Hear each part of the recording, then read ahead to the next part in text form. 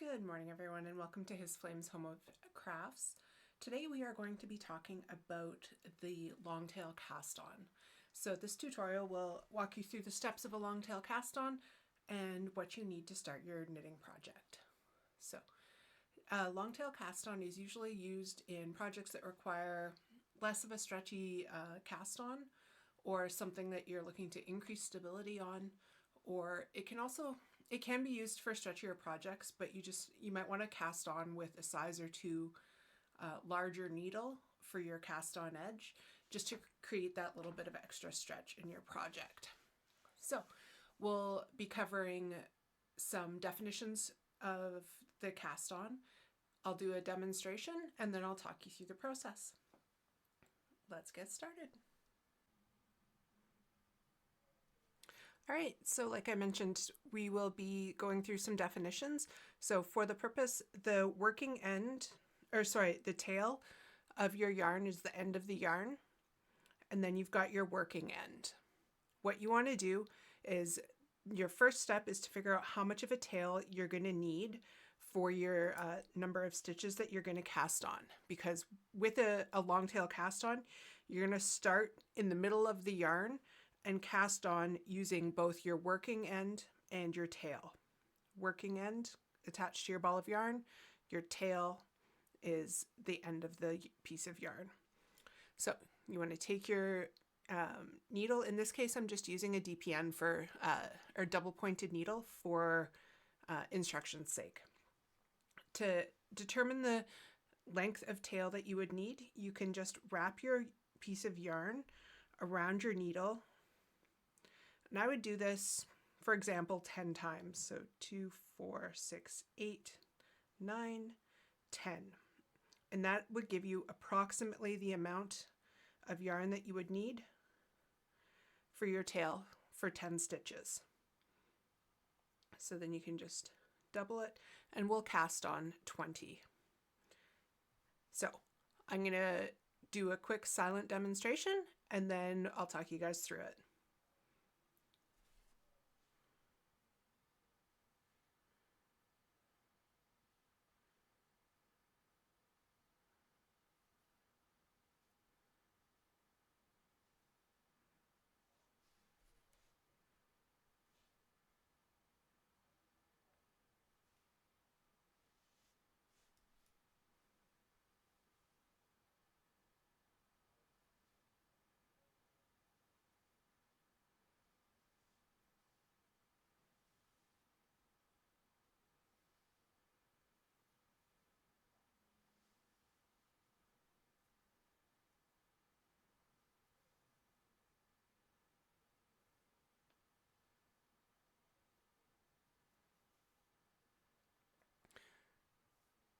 So that is a long tail cast on.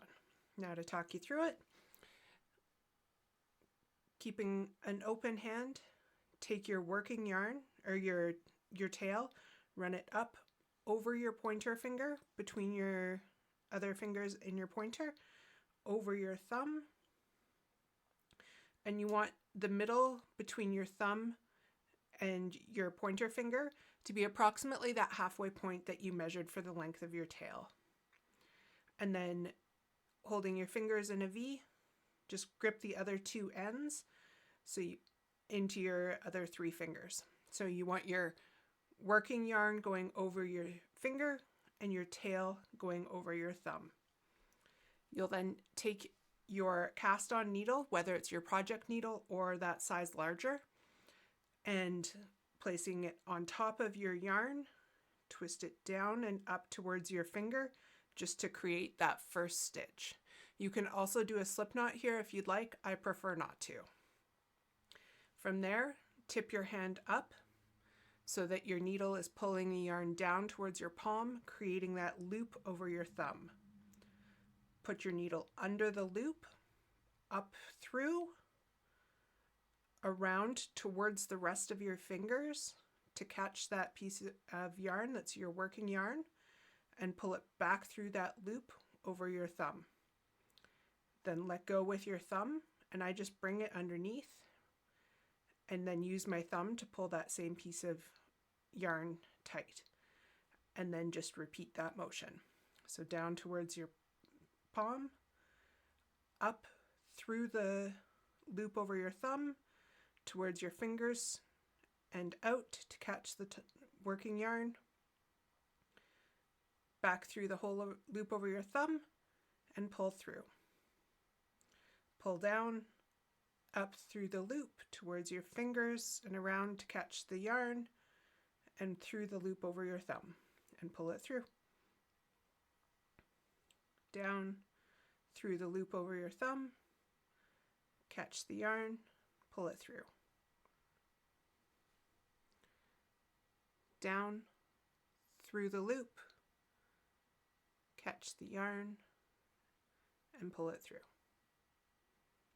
So you would do this and you would cast on the number of stitches that you would need for your project. Creates a nice little ridge along your edge and a fairly stable, simple cast on. If you have any questions, feel free to leave them in the comments below and I will answer or clarify as needed. Hope this was helpful, and I look forward to providing you with some more tutorials in the future to help you along on your knitting journey.